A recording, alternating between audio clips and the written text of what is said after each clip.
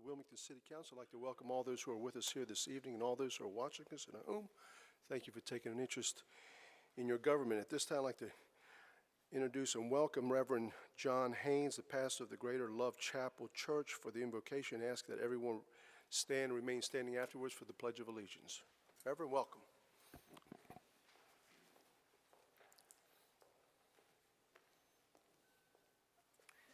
Gracious Father, today, before we ask you anything, oh God, we would like to tell you thank you for bringing us here once again and for waking us up this morning, Lord, and clothed us in our right mind for our health, our life, our strength. Even, Lord, for taking control of our automobiles. I was glad when I heard that, Lord, someone had moved you from the co-pilot to the pilot because of our neglect and our guidance, oh Lord. You know they told us to leave those cell phones alone, but we have a tendency, Lord, to mess with them. Now, God, we ask you to look on our present here tonight. Lord, in this council meeting, you take control. Help them to make the right decisions, oh God, because it affects all of us that live in this city. So lead and guide them in the right direction. Bless this meetings on the night, till, Lord, some of us left our homes unsecure, so you take care of our homes as well. In Jesus' name we do pray. Amen. Amen.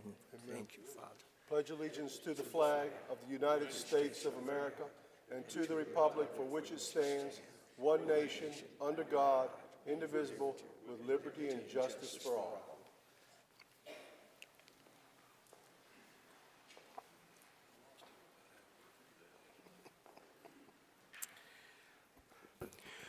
We have three presentations this evening. The first presentation is Cape Fear Public Utility Authority, better known as CFPUA 2022 Annual Report. And at this time, I'd like to recognize Mr. Kenneth Waldrop, who is the CFPUA Executive Director. Kenneth, welcome. Thank you very much, Mr. Mayor. Thank you all for this opportunity to bring you our 2022 year in review. As you may recall, CFPUA's bylaws require an annual meeting in November where the executive director presents an annual report and thereafter presents that same report to our sponsoring governmental entities, the City of Wilmington and New Hanover County. This is my report. So I'm pleased to announce that the condition of your authority is strong and financially sound. This year, we can highlight a few milestones, including the adoption of a $99.2 million budget. We end this year with national award recognition for our wastewater treatment plants and our first national recognition for utility management performance. The utility continues to grow with almost 1,700 meters installed and approximately $7.3 million in conveyed infrastructure assets over the calendar year. As anticipated in our budget, both of these growth indicators are slightly lower than the same time last year, but still are robust. And despite recent rate increases necessitated by the pollution from our upstream neighbor Chemours, our water and sewer services remain the most affordable in the region. By comparison, the average amount of customer income spent on our services is well below that of Brunswick County, Fayetteville, Onslow County, and Pender County. Our system development charges are also the lowest in the region. Collectively, this demonstrates our commitment to providing service at the lowest responsive cost, and our commitment to you to be part of the economic vitality of our community. Our greatest accomplishment this year came with the announcement of deep bed granular activated carbon filtration at the Sweeney facility in October. I was privileged to join our board and a group of community leaders to celebrate that momentous event. But there's still a great deal of work to be done. Construction activities continue, and we have a ribbon cutting to plan, and we hope you can attend that ribbon cutting on February 10th. And every day, our staff gained very valuable experience with this new technology. But most importantly, we must continue to work together to hold Chemours responsible and accountable. So I'll use this opportunity to again publicly remind our neighbor, Chemours, of their obligations to those who currently are paying to remove their pollution from our source water. I thank the city for your collaboration in trying to hold them accountable. Now, if Chemours wants to be a good neighbor and look to the future and live up to its corporate values, it needs to make things right with its downstream neighbors. Now, this year, CFPUA adopted a new strategic business plan. The plan is grounded in a mission to provide quality water and wastewater service to our community, and it's guided by a vision to achieve excellence in all that we do while enhancing our community's quality of life. The plan reaffirms some core values that we've held for a while: stewardship, sustainability, service, and it adds a focus on safety and a pursuit of excellence in all that we do. It commits us to outcomes that enhance customer satisfaction and stakeholder understanding, to ensure infrastructure reliability and product quality, to make sure that we're pursuing environmental stewardship and protection, and to focus on employee and leadership development. All of that is underpinned with a firm base in financial viability. This strategic plan will be our North Star for the next 5 years, guiding our steps. And I credit the CFPUA board for their leadership and their foresight in developing this plan.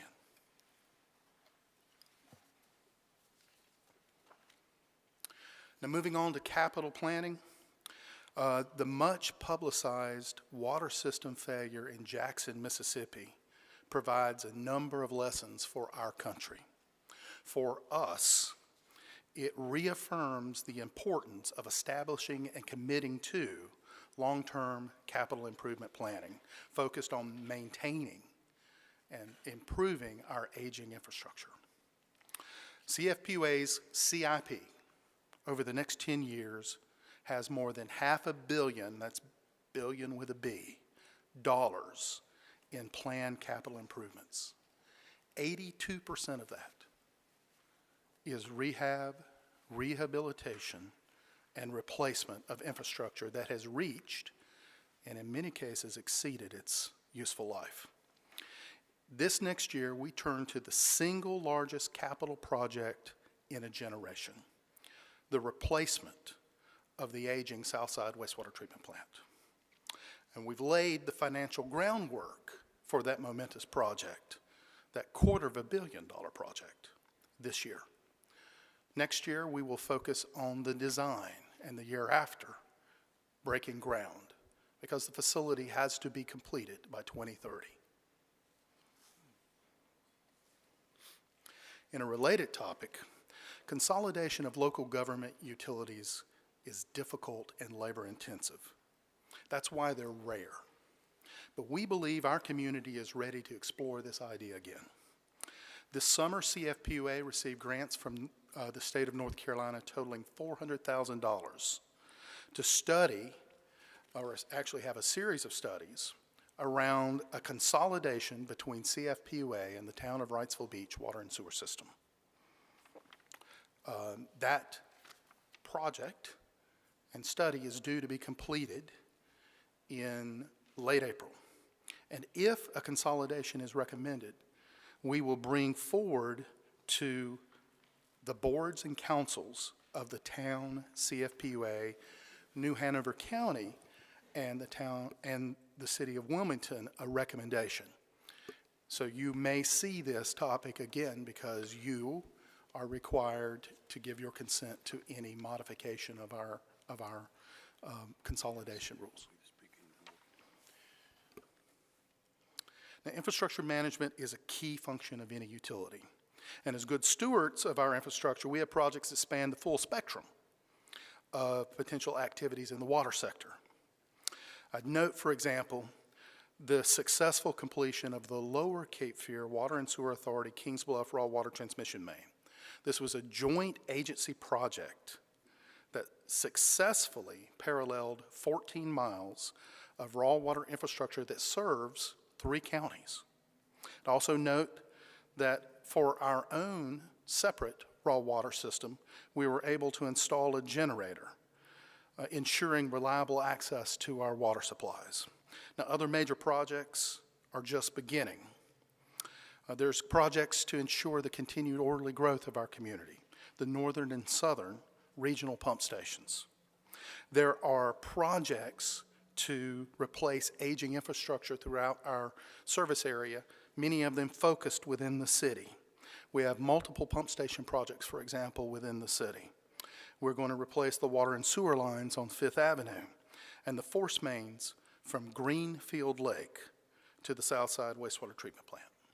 Taken together, it's evidence of our stewardship, our efforts to ensure that our communities will continue to receive sustainable, reliable, and affordable water and sewer services into the next generation.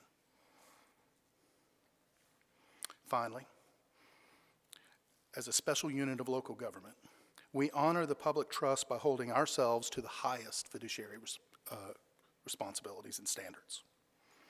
As verified in our latest annual comprehensive financial report and audit, your authority is healthy and well managed, with revenues to cover expenditures as well as fund this robust and growing capital improvement program. So I'd like to end my presentation by commending the City of Wilmington staff, who have been steadfast partners and peers over this last year, as they are every year. I also want to thank Councilman Rivenbark and Councilman Waddell for their service to our customers as members of our board. On behalf of those we serve, thank you for your continued support. Are there any questions? Are there any questions from anybody?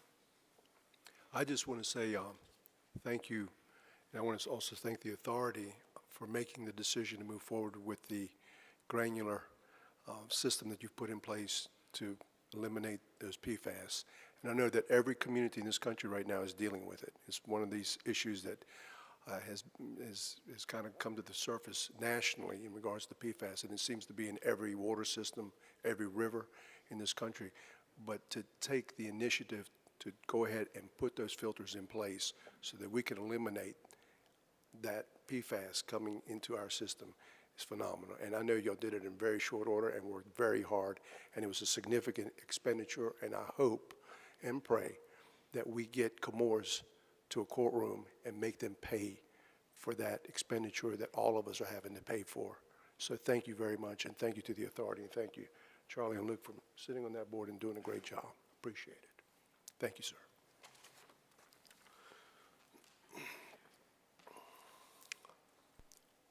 I also want to recognize Commissioner Deb Hayes is also with us tonight. Deb, welcome from the other side of the street. Appreciate you having you here today.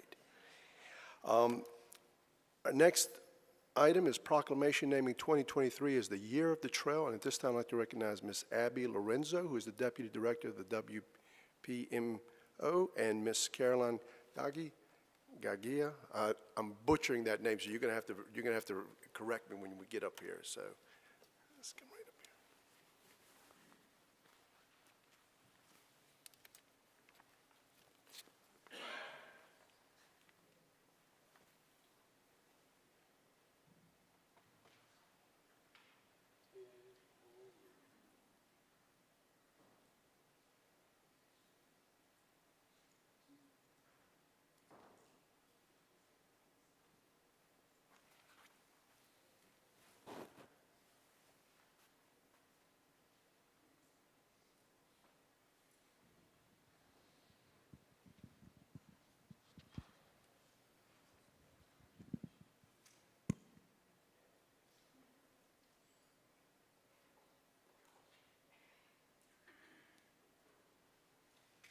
It's Gagia. It's a beautiful name. City of Wilmington, North Carolina proclamation, 2023 is the Year of the Trail. Whereas the trails in Wilmington are an integral part of the recreational and transportation possibilities of our area and promote and enjoyment of scenic beauty by our residents and our visitors. And whereas the parks, greenways, trails, and natural areas in our community are welcoming to all and provide a common ground for people of all ages, abilities, and backgrounds to access our rich and diverse natural, cultural, and historic resources. And whereas the trails offer quality of life benefits to all as expressions of local community character and pride, as platforms for science and outdoor education, as tools for economic revitalization, as free resources for healthy recreation, as accessible alternative transportation, and sites for social and cultural events. And whereas Wilmington's trails vary from the Gary Shale Cross City Trail to the River to the Sea Bikeway to trails within city parks to the downtown Riverwalk, and whereas many of the city's adopted plans like the Wilmington/New Hanover County Comprehensive Greenway Plan and Create Wilmington Comprehensive Plan support the development of bicycling, walking, and paddling trails for transportation, sustainability, and health along roads and trails in Wilmington. And whereas the North Carolina General Assembly designated 2023 as the year of the trail in North Carolina to promote and celebrate the state's extensive network of trails that showcase our state's beauty, vibrancy, and culture. Now, therefore, the Wilmington City Council proclaims 2023 as the year of the trail in Wilmington, North Carolina, and commend its observance to all the people that are here. And I just want to say thank you for all of the work that you folks do to make this a reality for our community, and all of the taxpayers that have supported the bonds in the past, and the City Council for the initiatives of moving the trail system, especially the Gary Shale Cross City Trail, to fruition. And we just want to say thank you now. Nobody wants to talk. Okay, but thank you very much. Keep up the great work. Appreciate it.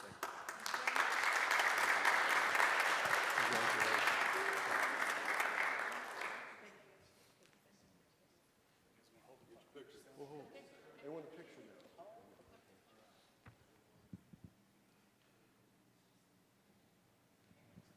Keep up the great work.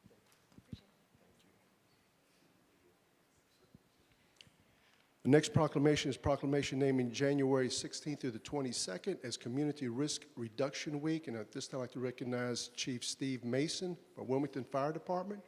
Please come forward.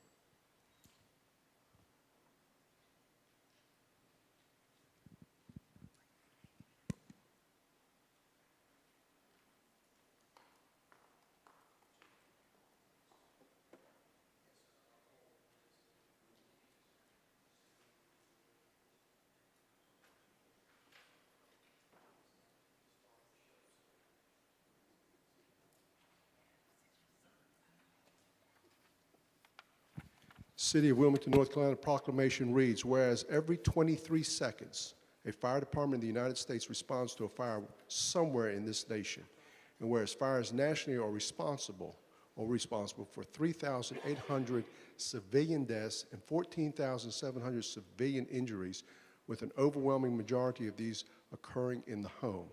And whereas community risk reduction, better known as CRR, is a data-informed process to identify and prioritize local risk, followed by intricate and strategic investments of resources to reduce those occurrences and impact. And whereas the goal of community risk reduction is to reduce the occurrence and impact of emergency events for both community members and emergency responders through deliberate action in the areas of the 5 E's of education, engineering, enforcement, emergency response, and economic incentive. And whereas most fire-related and many medical costs for service are preventable, with the 5 E's performed as part of an intricate community risk reduction program. And whereas Monday, January the 16th, 2023, is Martin Luther King Day and is nationally recognized as a National Day of Service and an opportunity for Wilmington to reduce the risk in each area of the city through a series of educational and other programs. Now, therefore, be it resolved that the week of January 16th through the 22nd, 2023 is proclaimed Community Risk Reduction Week in the city. And I just want to say thank you to the Chief and Wendy for all of the great work that you folks do at our fire department. So, Wendy, I'm going to turn this over to you. Thank you. Thank you, Mr. Mayor, council members. We look forward, Wilmington Fire looks forward to presenting some of our work to you at the February meeting. So thank you. Thank you. and continue to do the great work that you folks do day in and day out in our community. I know you folks always are serving this community 24 hours a day, 7 days a week, 365 days a year. So keep it up. Thank you very much.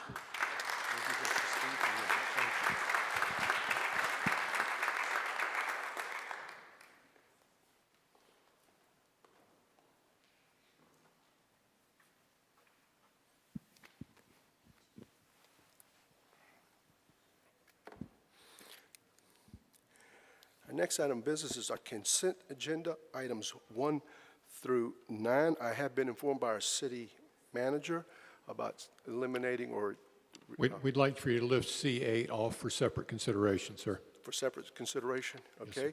So do we have a motion to accept the consent agenda, items 1 through 9, excluding C8? We have a motion made by Councilmember Rivenbark, second by Councilmember Barnett. Discussion, all in favor of that motion, please indicate by saying aye. Aye. Any opposed? That item passes unanimously. At this time, I'd like to recognize our city manager, Mr. Tony Caudle. Mr. Caudle. Mr. Mayor, yesterday's agenda briefing, there were several questions raised about this particular issue. Councilman Waddell in particular was very interested in this. We had sent an email out earlier today or late yesterday, I can't remember which it was, that said that we were going to ask you to delay consideration of this for 2 weeks. We've done some more research into this item. As a result of that, we are going to ask that you take action on this item this evening by declaring all bids non-responsive, throwing all bids out, excuse me, not declaring them non-responsive, but throwing all bids out, and we'll go through the process again. Okay, very good. Any questions? Okay, do we have a motion to remove item C8? We have a motion made by Councilman Rivenbark, second by Mayor Pro Tem Haynes. Discussion, all in favor of that motion, please indicate by saying aye. Aye. Any opposed? Passes unanimously. Okay, that brings us to our next item of business, which is public information. We have Mr. Connor Regan with Jens LLC bid on BR-IH-0922, which is item C8. Is Connor Regan here? Okay, not seeing him.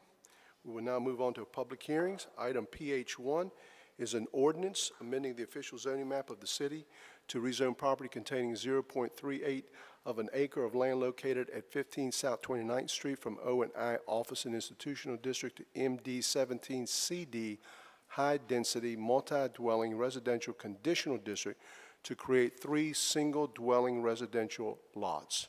This time I'd like to recognize our city manager, Mr. Caudle. Thank you, Mr. Mayor.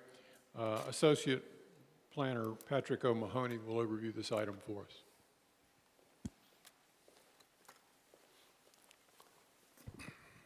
Good evening, Mayor, members of council.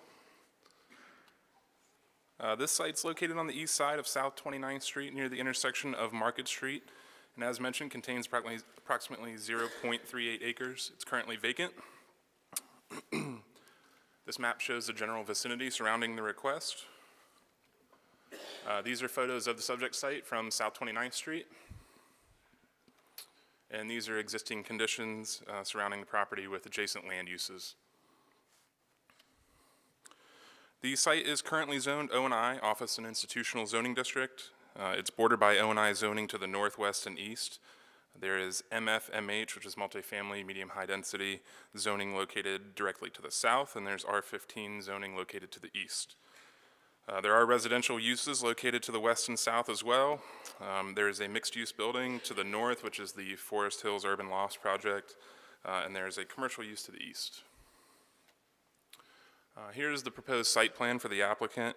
They are proposing to rezone the property from O&I, as mentioned, to the MD17, which is the high-density multi-dwelling residential district. Conditional district, this is for 3 single-dwelling lots. Based on the existing lot size and the proposed zoning, this is the maximum development potential for this property with 3 units. In April 2019, there were construction plans approved for this subject site for development of a mixed-use building that included 9 residential units and 300 square feet of commercial space. This was phase 2 of the Forest Hills Urban Lofts project. These plans are currently valid and vested. However, if this rezoning is approved tonight, the this proposed rezoning would take precedent over that previous approval, and this would be what is approved for this site, the 3 single-dwelling lots. So the site is located within a suburban commercial retrofit area of opportunity on the Comprehensive Plan's Growth Strategies map. The comprehensive plan calls for infill sites within existing neighborhoods to be developed in a manner that's compatible and consistent with the existing development pattern. The proposed rezoning allows for context-sensitive infill development that's compatible with the surrounding neighborhood along South 29th Street. These designations also promote moderate increases in density where appropriate. This proposal places additional density near a major corridor, which is near transit and in close proximity to commercial services. Staff believes this proposed zoning amendment is consistent with the recommendations of the Create Wilmington Comprehensive Plan, and that the request is reasonable in public interest. Staff recommends conditional approval with the conditions in the case summary be applied. Planning Commission also unanimously recommended approval of this request at their December meeting. That concludes my presentation. I'm happy to answer any questions, and the applicant's here as well. Are there any questions from council members? Okay. Thank you, sir. At this time, I'd like to recognize the applicant.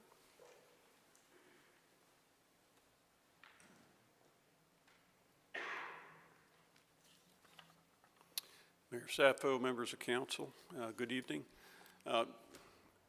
Planner O'Mahony did a wonderful job describing the elements of this proposal.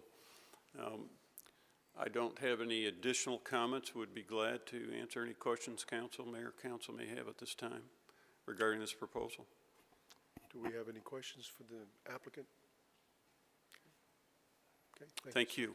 Appreciate it. I will now open up the public hearing and ask if anyone in the public wishes to speak in favor or in opposition to this particular item. Please come forward and state their name for the record. Seeing none, I will ask the clerk if she has received any additional information. Okay. All right. Are there any further questions from council? Not, I will close the public hearing and ask for the wishes of council, and we'll also note that whoever makes the motion must read a consistency statement for the record. We have a motion to approve by Councilmember Anderson, second by Councilmember Waddell. Mr. Anderson, would you please read the consistency statement for the record, please, sir?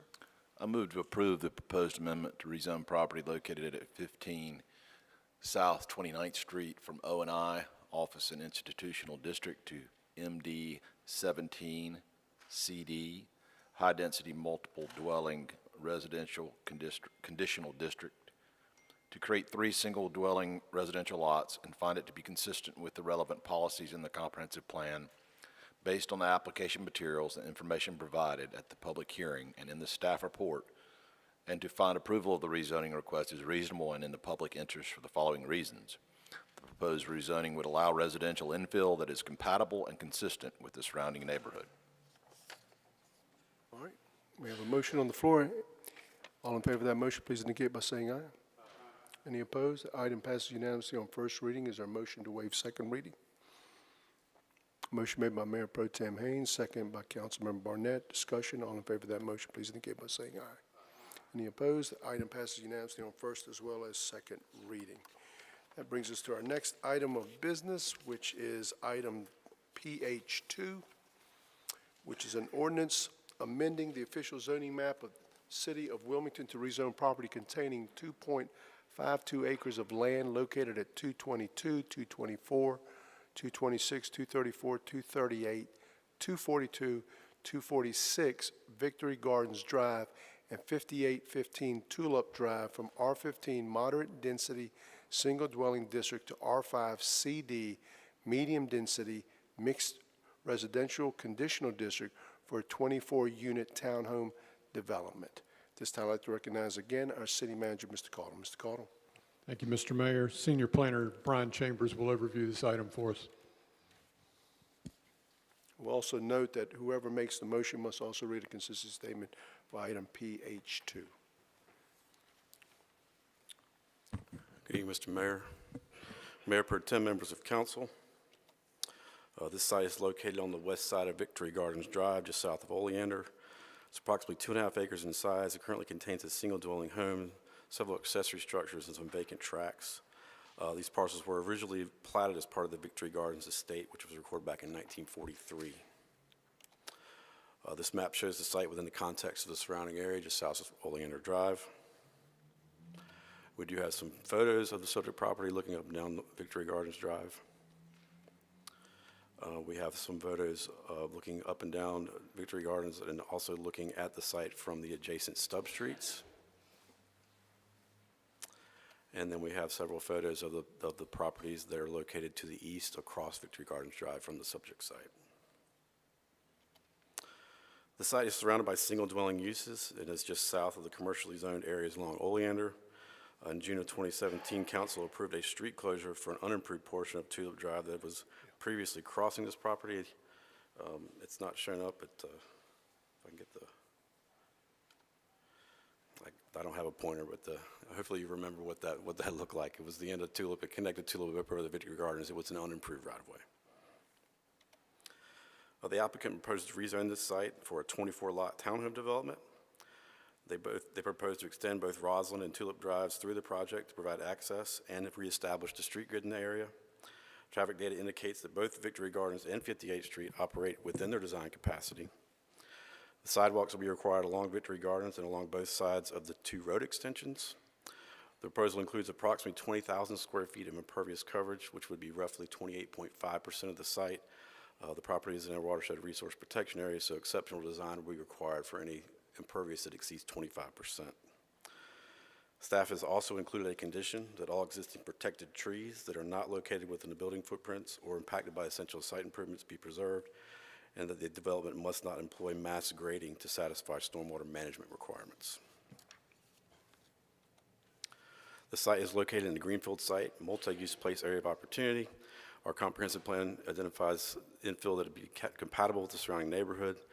The plan calls for new development to provide appropriate transitions between varying development types, and the plan also supports the completion and extension of existing street network.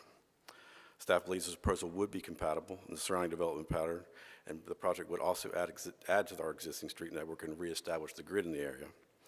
The project would provide additional housing options and would serve as an appropriate transition between the more intense commercial areas along Oleander and the surrounding residential neighborhood.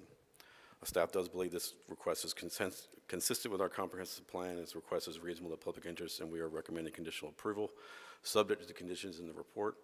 The Planning Commission voted unanimously to also recommend approval of this request.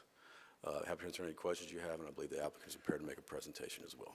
Brian, you had mentioned that the impervious surface had exceeded the 25% based on the watershed protection in that area. So the applicant would have to come back through, or not come back through this process, but come through the process within the city staff to make the exceptional design to meet that requirement. That is correct. If this was approved tonight, they would have to come back for site plan approval through our technical staff, and technical staff would enforce those requirements to comply with exceptional design for the amount of impervious proposed. Okay, very good. Thank you. Yes, sir, Mr. Barnett.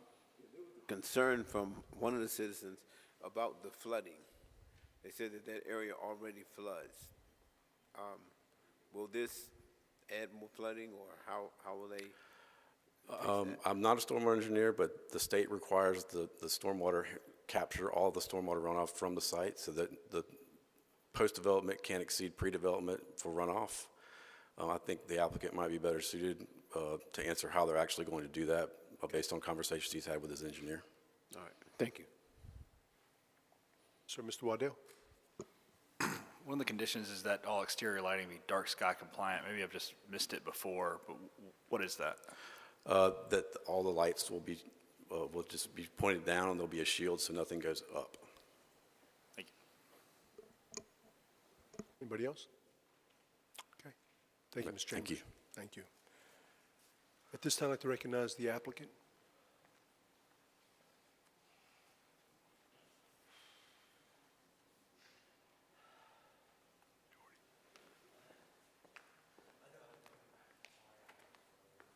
Mr. Mayor, Ms. Pro Tem, City Council members, thank you very much for your time this evening. My name is Jordy Rawl. I'm the applicant representing the property owner for this smattering of tracks off of Victory Gardens Road.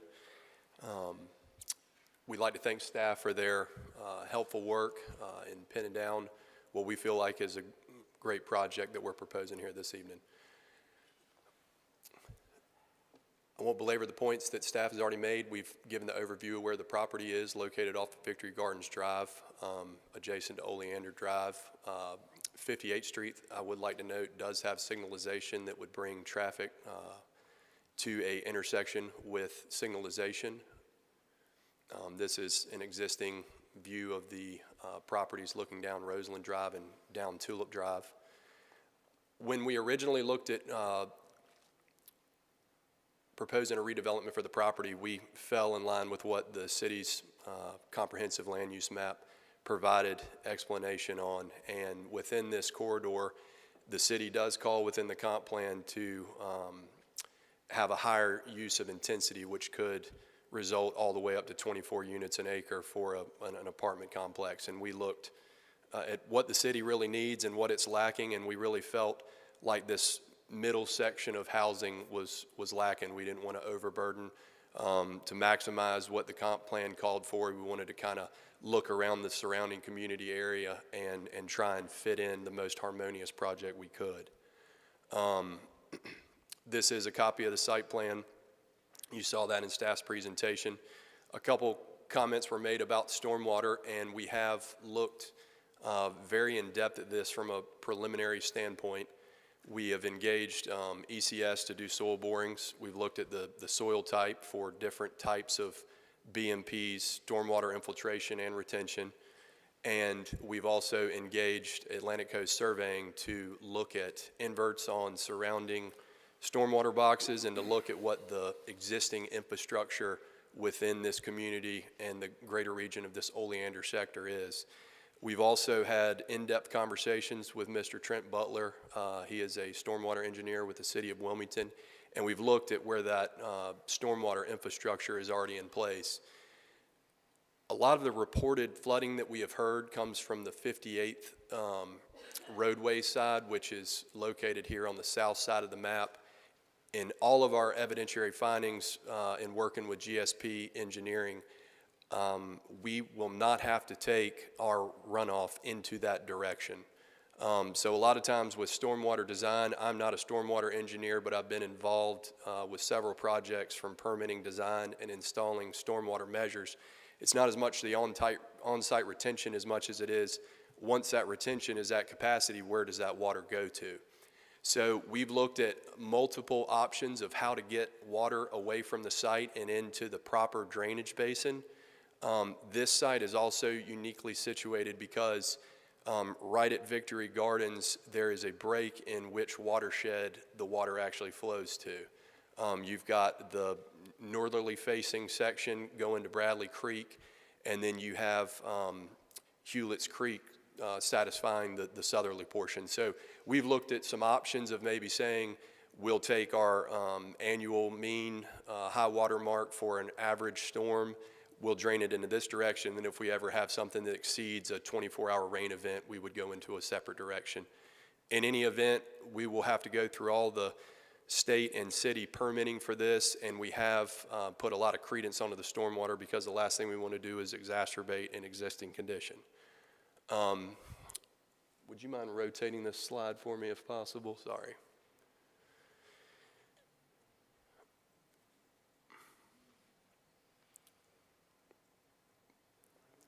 Yes, sir. Thank you very much. In addition to that, we have looked at self-imposing several conditions on the site. Sorry, that slide's just not populating well. We have imposed a Class A buffer, and within that buffer, we have included a bioretention area, which the soil classifications have the ability to create infiltration. So what we would do is we'd create a bioretention area, basically a rain garden, and we would line that on the adjacent property owners' existing lines. So any stormwater that was in excess of what the stormwater capabilities for the pond, which would be the main source of retention, would be, that would serve as a secondary collection basin. Integrated in with that bioretention area, we would create a Class A buffer, and that is self-imposed. We would have high vegetation to help buffer and dampen any sound and noise from existing property owners, as well as include a privacy fence. And I have a detail on that retention area if anybody has any specific questions on it, but we do have a preliminary design from the engineer that unfortunately is just not showing up correctly. It needs to rotate 180 degrees if at all possible. And I'm sorry that this is not formatted itself coming through the, yes, sir.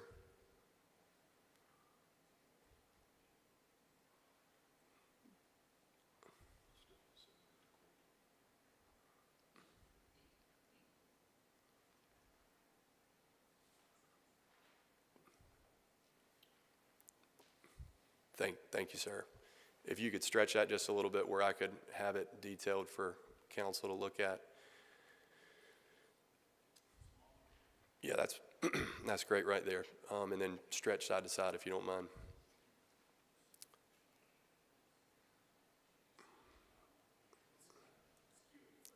Okay. So the hatch line you see behind the black line to the top side of the screen is where we have an indication of where that buffer area would be installed. And the detail here, and again, apologize, this is not translating from the PowerPoint directly to the projector, but this is just a detail showing that infiltration area. It's covered with a sock tile drain, coarse sand, and it has native plants that would help denitrificate any stormwater runoff or pollutants. And again, we would install that against the property owners to the north side of the, the south side of the property to just create that extra measure from any additional runoff that may be experienced during a high storm event. So, Mr. Rawls, excuse me. Yes, real sir. quick. This would be a secondary type of infiltration system. The pond is first, capturing all the water from there.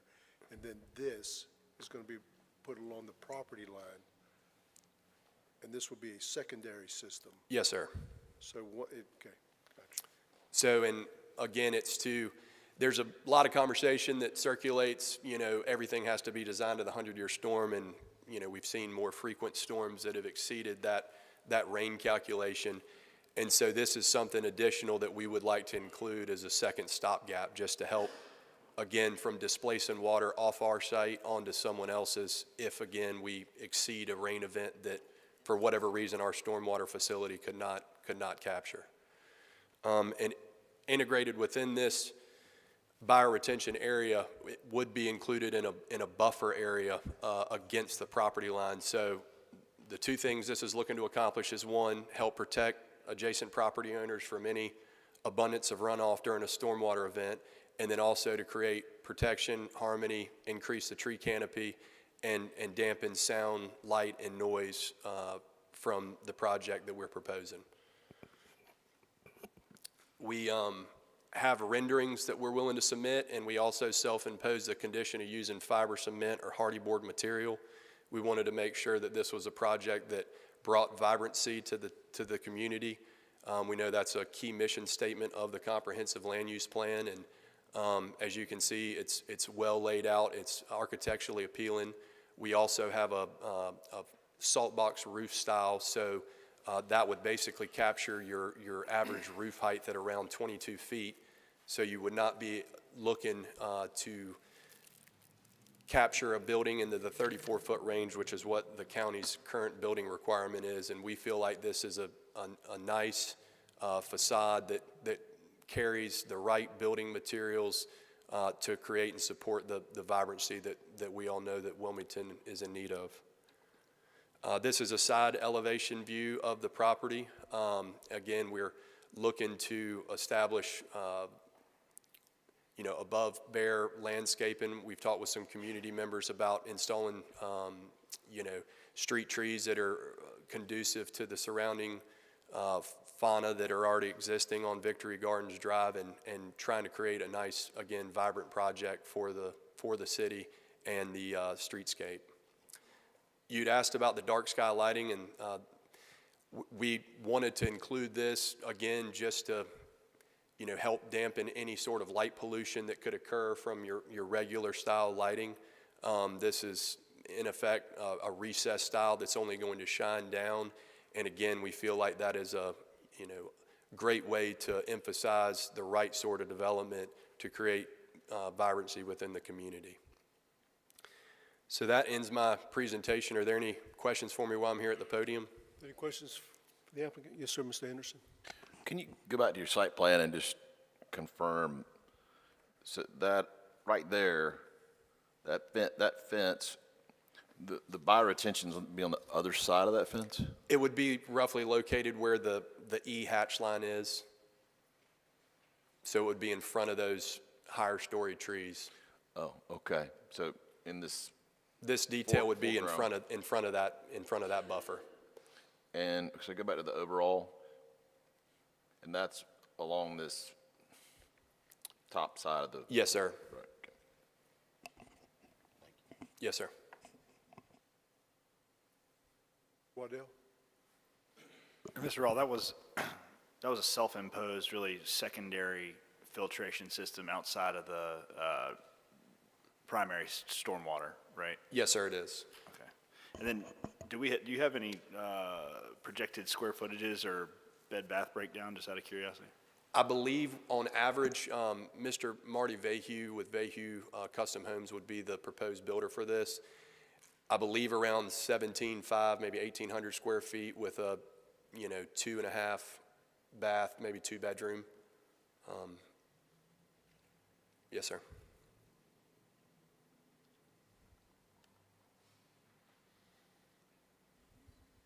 Yes, sir.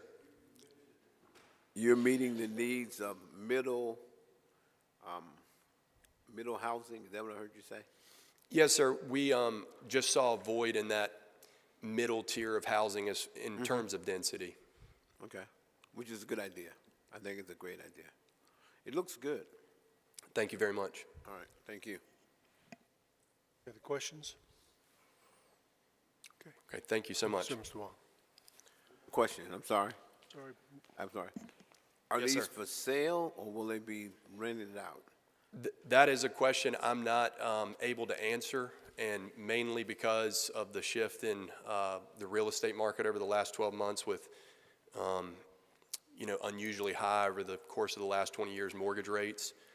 Building materials are also at a high rate, and so I do know that the property owner's objective and part of why we wanted to bring forward a townhome project is because it allows for fee simple, so you can have a general warranty deed, you can finance it traditionally, and so I believe there may be a future of a hybrid model where maybe a few are kept for rental, maybe a few are left for sale, but at least you have that flexibility of being able to offer, you know, 1 unit for sale, 1 unit for rent, and it is not necessarily boxed in to be a one or the other.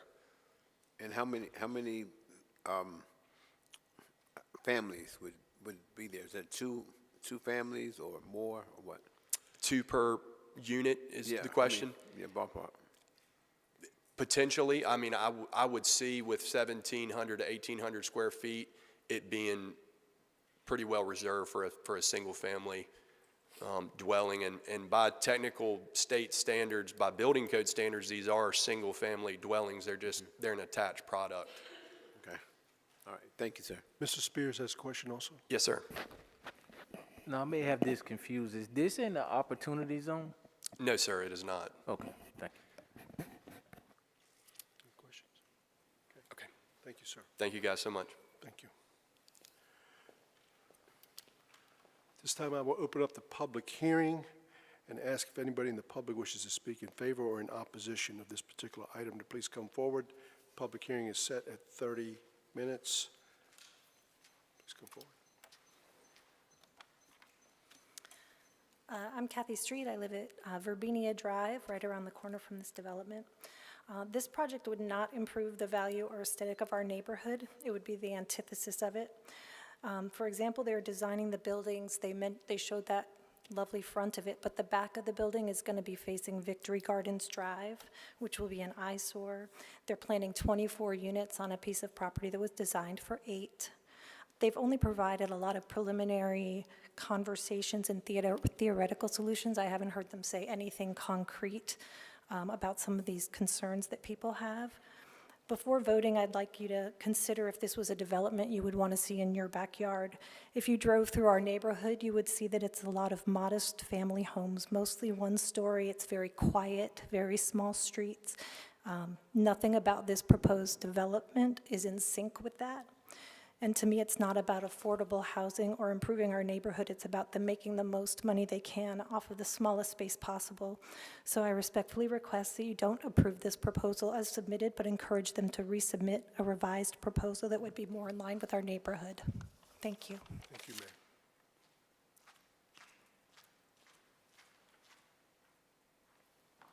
Good evening, how are you doing?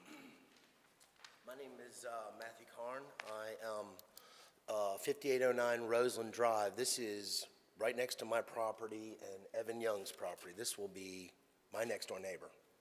I've been living there. I've been living in Wilmington since 1996. I graduated from college from NC State. I moved here. I've been here ever since. Not from Wilmington, but I am Wilmingtonian. I own Wilmington Distillery. I'm a small business owner. I will be here for a very long time. I would like to present the flooding that happens on a normal rainy day that they are blowing off. Is this acceptable? If you just give it to I the made city. extra copies. Give it to the I city think clerk. it's worth looking at. Should disperse. I have no problem with this man developing his property. I'm a business graduate. The problem is the man's from Goldsboro. He doesn't understand what he's doing. He keeps the self-imposed is because we have complained so vehemently the past 2 meetings about how bad this can be. I would like to see either the city or the neighborhood would chip in and a third party look at this drainage issue. The people who are going to lose their houses have bought these houses in 1954. These are 90-year-old people. They're not here. They can't leave their house. You're going to put these people on the street. If the third party says that his plan is going to work, I will support it. No one's seen anything. There's no plan. In fact, he said the guy who gave him the plan didn't even show up today. Is that not what he just said? I would like to see it. Here's the problem. This is flooding on a regular rainy day. This is 4 feet deep at the end of my property. You say, well, increase the value of my property. What is my property worth if it's underwater? It's worth nothing. I lose everything I own. I couldn't agree more with what the lady just said here. It is not in line. They're just trying to make the most money on the smallest piece of property. They could put 6 very beautiful, very high-end houses on this property and make an exceptional amount of money. This place is called Victory Gardens because the man who lived as it was my neighbor created a Victory Garden there. I actually called the Wilmington Historic Society because it was called Victory Garden, and they were never, ever going to build on this property because it was a special place, and it was a pride that that was a Victory Garden during World War II. The man has bought the property. He's allowed to develop it. The problem is that there's a lot of talk, but we're not seeing any actual thing that says this is not going to flood. We've got a guy working on it. There's a plan in place. A guy said he's going to do it, but he didn't show up today. We would like to see this. You know, your amount of money you're going to make is not me worth my house that I'm about to own in 9 years. I mean, I'm about to own this property. I'll be living here the rest of my life. You're going to put me on the street. I'm a local business owner. I am a local. Everyone in this spot who lives here does not agree with this. And it's not because we're angry or we don't make money. It's because it's not good for our neighborhood there is no consideration for the danger he's going to put our property in. Are you seeing these pictures? I mean, that water is 4 feet deep. Mr. Pope, who owns one of the houses out here, every time it floods, the entire bottom floor of the properties that he rents go underwater. If he shows us a real bona fide plan, I will say, go forward. I'm asking you to please I want some facts, not, hey, we're doing this. I mean, this is the third time I've stood up and said this. Put your money where your mouth is. Show me the plan. Show me the engineer says this is okay.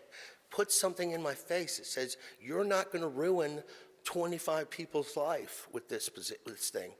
If you told me that I could put 25 people out of their house that they bought in 1954, brand new, that are 90 years old, could you look yourself in the mirror? I couldn't. I don't care how much money you make. I could not look myself in the mirror knowing that I would put an elderly woman on the street that bought the house brand new in 1954, paid her taxes, been a member of the society, and you're gonna risk over your dollar of putting this lady out. Here's the second part. See Roseland Drive and the two lines sideways? I'm the one right next to it. There's both these roads, Tulip Drive and Roseland Drive, were built in 1954. They're not prepared to take, how many people? 48, 24 families? Let's say 48 cars a day, twice a day. These roads are not prepared for that kind of traffic. I am proposing that they pick one, and I'm saying Tulip Drive, because on Roseland Drive, every single person that's on Roseland Drive, that's where their bedroom is. That's where they sleep. Don't have access to both roads if you've got to do this to us. Say Tulip Drive is your access. It's on the back of my property. I work at night. Devin works at night. Jimmy works at night. We sleep in. I run a local bar. I can't have somebody, and it's legal at 7 o'clock to come jamming down my street, playing music, going to work. At least pick Tulip Drive as the only access, and then, of course, you got Victory Gardens. Give us Roseland Drive, because every single person's bedroom is right on that street. And you're going to put 48 cars down my street daily, twice a day? I mean, think about that. And I need my sleep. I get home 2, 3 in the morning. I earn my money every day. And you're going to have me deal with that every day? I don't deserve that. I mean, it's just not reasonable what they're doing. I understand business. I understand they're going to go for it. I want to see that you're not going to put Randy, Evan, Devin, Jimmy. I'm not going to know you're not going to put these people out of their house because you've flooded our street. These people have been living there, and their parents been living there. These people could be out of their house because of this. Show me the real plan. I haven't seen anything. Nothing. I mean, you should be able to produce some report. Do you have a report? No one's seen it. At least force them to put their money where their mouth is before you make the decision. I think that it's completely fair. Sir, we have a question here from one of the Sure, councilmen, Mr. please. Spears. Thank you for the picture. And you said that's a normal day's rain? That's a heavier day rain, but yes, it's that bad. And they're like, and here's what happens. I say there's a problem with the road. Wait a They second. okay? Sir, wait a second. I'm going to finish with my My question. bad. How recent is this picture? I would say that's last year. Can you give me season, month, something? I think it was it wasn't a hurricane, but I think it's one of the tropical storms came by inland. So But how often does that happen? 7 times a year? What's this? If I knew this was coming, I would take pictures on the regular basis. Sir, I just did it once. you still didn't answer my question. Yes, okay. So is tropical storm your answer to my season or what? What, can you give me a month? Can you give me something? Because you said a normal day's rain, and the tropical storm is not a normal day's rain. And watch this. A normal day's rain, it's about 3 inches deep already. That's just a normal day's rain. So wait, so sir, 3 inches and 4 feet. 3 inches, the storm drains are full, I got and him, the Charlie. road's Wait a 3 minute. inches deep. That's what I meant. Oh, okay, he wants you That's what talking to I'm trying Mike. to say, yeah. Talking to Mike, say that again? A normal day's rain, the storm ditches are full, and there's 3 inches deep on the road. A heavy rain, we're talking 4 feet deep. We can't leave our house. And we've talked about it with the city of Wilmington. We've talked about the disrepair of the roads with Wilmington. We're not on the hit list. We're not important enough to address. We're not going to complain. We know where we live. But this project, without them showing us that you have a real plan, not conjecture, not that we're talking to somebody that, where's the report? Sell me. I come from a place of business where you show people the numbers. My business is doing well. Let's see the books. That's who I am. I haven't seen the books. They haven't shown us anything. The gentleman had said somebody did a separate thing, and the guy didn't even show. That means he could have made that up. Sir, excuse me. Sure. There's a 30-minute time limit, Okay. and I'm sure there may be other people that want to speak, and I don't want other people not to have the opportunity. I think we understand your concern, and we will be asking questions in respect to the flooding that's taking place here on these streets that are not part of this development, but are part of something that has been in existence, it seems to be, for a while now. So I will be asking about stormwater and what the issue is there, but go ahead. Could I you have please one finish last your- minor Okay, request. Please, thank you, sir. If that all does come true and you do pass it, being that about 7 of the 30 people work at night, I would like to also request a moratorium on workers working between 7 and 5, not people out there at 5 a.m. running saws. That's it. I think that's fair. Okay, I had to ask, okay? I mean, I am a local business owner that pays taxes. I'm asking you not to do this because It's an ordinance, sir, there's a law and it's an ordinance that you cannot start until 7, and if somebody's violating that, Okay. please call code enforcement and we will make sure that it stops. I come from the place, if you don't ask, you don't get it. Thank you, So, sir. I respect that. Thank you for taking my time. I tried to be calm, but I would like to see some facts, not that. I want to see something on paper where a third party has proven what he's saying has been done. I just want to see it, and it cannot be produced. Ask him to produce it.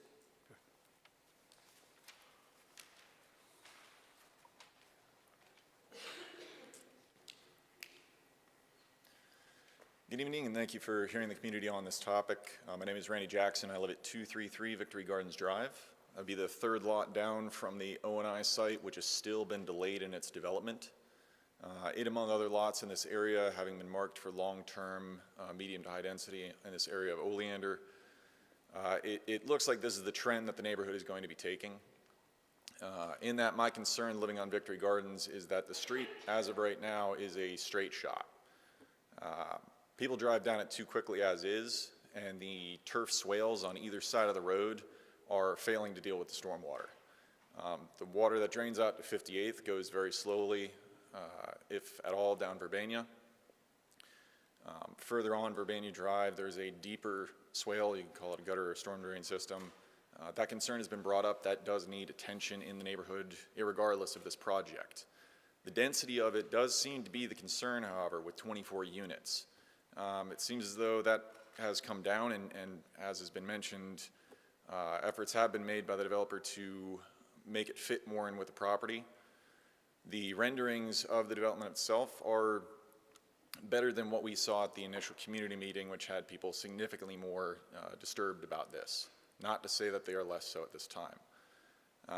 But for Victory Gardens Drive, if projects like this are going to continue in this neighborhood, this should be a point of the spear project in terms of leading the way. And looking at things like bioswales along Victory Gardens and long-term tree plantings.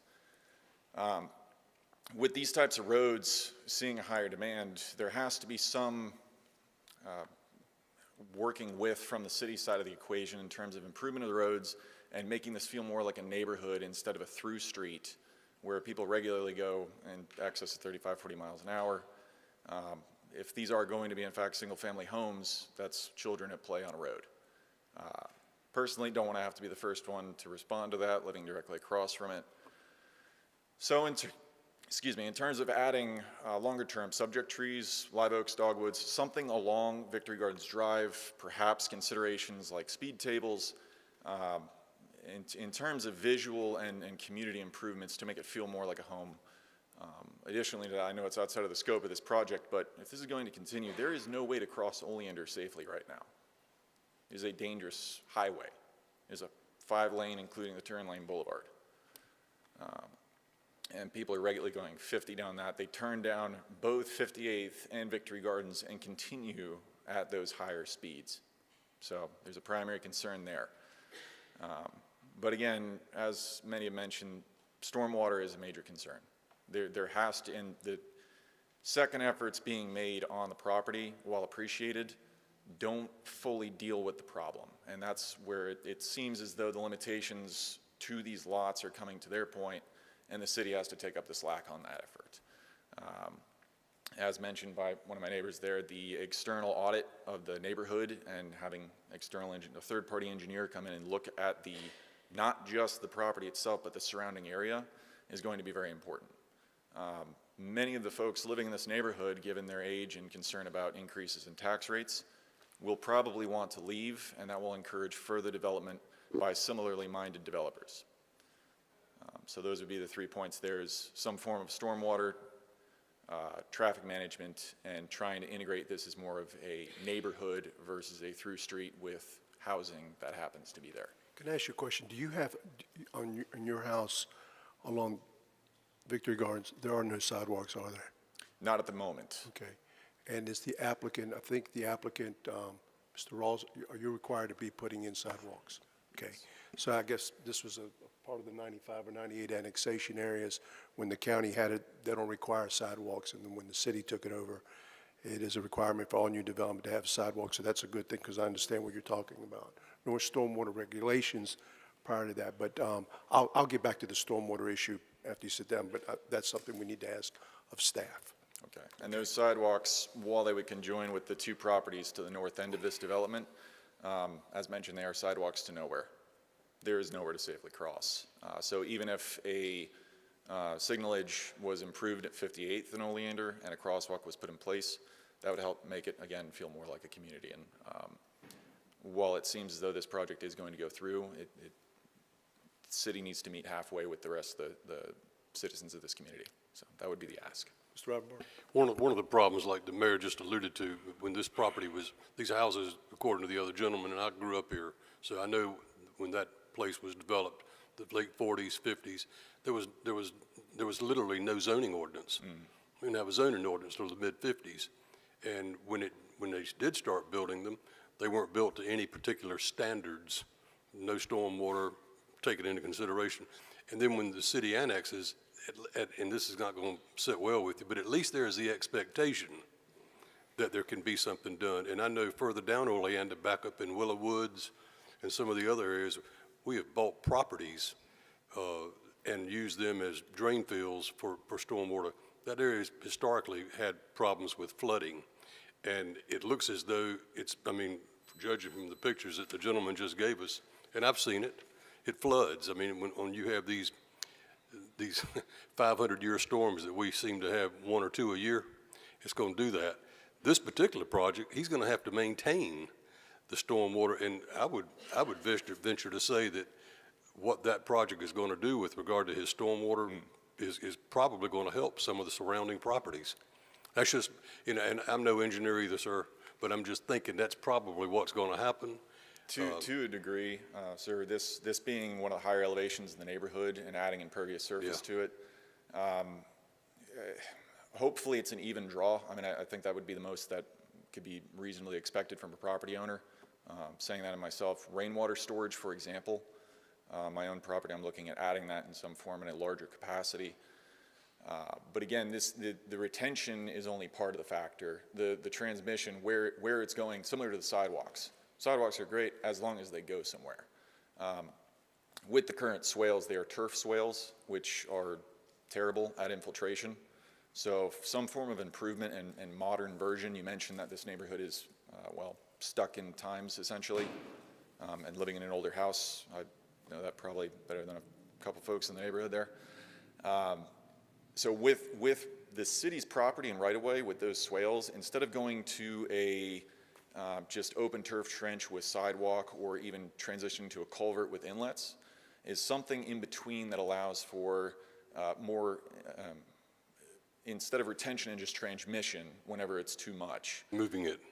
Exactly, is in transit in those transitory systems is helping with the infiltration, which is why I mentioned bioswales. I know the grade may not be adequate to it, but again, that's a question that I believe can be answered with third-party engineering audit of the sites. Thank you. Thank you.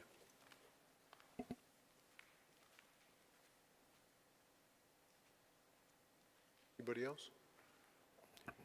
Hey, I see that Dave Mays is back there, our stormwater guru. Dave, back there on the wall. Could you just come up here?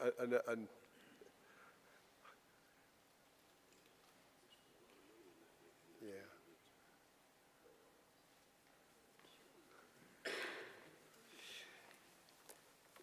Dave, Yes, I know that you know about every flooding situation in the city of Wilmington. I know that we've got probably $200 million worth of stormwater projects, maybe more than that. But in this particular area with, in Victory Gardens with the culverts and the swales and being that it was built, a lot of this was built prior to 92 when a lot of the stormwater regulations came in place where the state requires all development to have some stormwater regulation in place. Do we have any project that is being touted or is going to be done in this particular area in the future? Well, I could compliment Mr. Rivenbark's memory because he remembers us purchasing several lots down in the Wisteria Clearbrook neighborhood. And I think we have about 4 or 5 vacant lots that were essentially part of the drainage system, and we purchased them so that they could remain part of the drainage system and provide flood retention. That is the lower half of a project that we are desperately trying to get back out to the upper half for construction. We're at the point now on that project where we have easements identified but not acquired yet. That project provides an outfall for this area, at least part of this area. I'm not exactly sure where the break line is, but I do know that Tulip Drive, as it fronts on 58th Street, would eventually drain into the very upper reaches of this other part of our project. That project ends, the outfall project, the upstream end of that is, I believe, at 58th and Verbinia, which is just barely shown on this map right here. So there is a project that is underway. There's a project that's identified that will provide major outfall relief for the entire watershed. Will it have direct effect to the properties that are shown right here? We have not done that level of analysis to say, but at least part of this area is within that watershed and will drain into that outfall. Yes, sir. Do we have a time frame? I mean, I know that you've identified easements, and I know that it takes time to go through that process. Some of them we may have to acquire, some of them, unfortunately, we might have to condemn. Do we have but you've identified the easement, the areas that this water would transverse to? I'd be happy to revisit our project schedule and come back with a better update. I just don't have that information. I understand, and I didn't want to put you on the spot, but I saw you back there, and I said, let me pull you out here. You probably have this at the top of your head. Thank you. It's quite all right. But I would like a report back to the council in respect to this particular project, because I know it ties into a much larger project with what Councilman Reinbach was talking about in Clearbrook, I mean, in that particular area when we had taken a couple of the lots, so. Yes, sir. Okay, thank you. One thing, Dave, that drainage would all be provided by gravity, isn't that correct? Yes, sir. Thank you.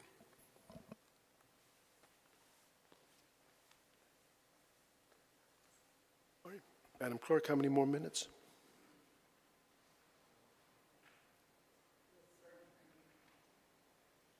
Sorry. Yes, sir, Mr. Mayor. You received 2 additional comments that I did send to the council. One from Isaac Rarely of 217 South 58th Street, and from a J.J. Street of 5807 Virginia Drive. Both were telling you they were in opposition, and we will include that into the record. Thank you, ma'am. Appreciate it. Thank you. Mr. Mayor. Mr. Reinbach? Could I get Brian to come back up? I just had one quick question.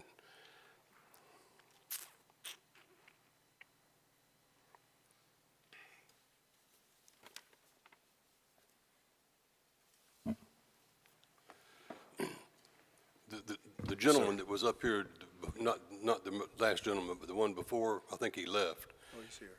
He did? Okay. He brought the subject up, and I know the answer, and you alluded to it in your presentation, but I want you to say it again. If this project were to be approved, then the applicant, that's where the rubber meets the road, the applicant has to go back then to TRC, and that's where the plan for the stormwater is put together. That is correct. If the council so approves this project, it would have to go through technical review, and then all of the stormwater regulations for the state and the city would have to be applied to the project. Okay, thank you, sir. Barnett? Just to further clarify, when the applicant come to bring this before us, his objective is he can't make this any worse, the bottom line, right? I mean, when I said this, I'm looking at the flooding piece, right? That is correct. The Because this rules is require them previous. to capture stormwater on site. They cannot make more water, more water that comes off the site now can come off the site after development. Okay. So when the guy says the best we could do is break even, but really when projects like this are in a community, it actually makes it better. Am I correct? The rules are set up so it does break even, but most of the time it does provide a benefit and actually improves the drainage. Okay. Thank you. Yes, sir. Mr. Anderson? Brian, one of the lady, I believe, that spoke first, or it's been a little while, but it was a conversation about, I know we talk about with shopping centers and trying not, have what's the facade look like facing all the roads? What are we, when this is brought to you guys, looking at the plan, I guess several of these will back up to, I guess it's lots 1 through 4 and 21 through 24 will back up to Victory Gardens Drive. And I would assume pretty close, fairly tight, looks like the whole plan is.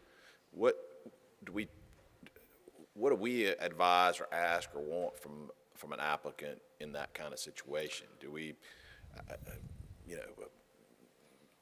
opaque kind of buffer, or do we just let the backside of the house face the road? And I might have to defer to the applicant a bit, but at the planning commission meeting, it was my understanding that those would have basically 2 frontages.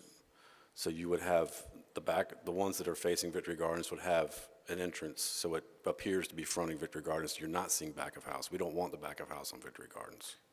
So the answer to my question, though, from staff's perspective, you would be advising them when they're showing you a plan of that we don't want to look at a back of a home. That's correct. Okay. Yes, sir. Thank you. Okay. All right. Thank you, sir. Thank you. Okay. Anybody else? Okay. So, Mr. Anderson? At some point, I'd love to ask that, my last question, have that responded to by the applicant. Mr. Rawls, could you please come back up here and address that question, please, sir?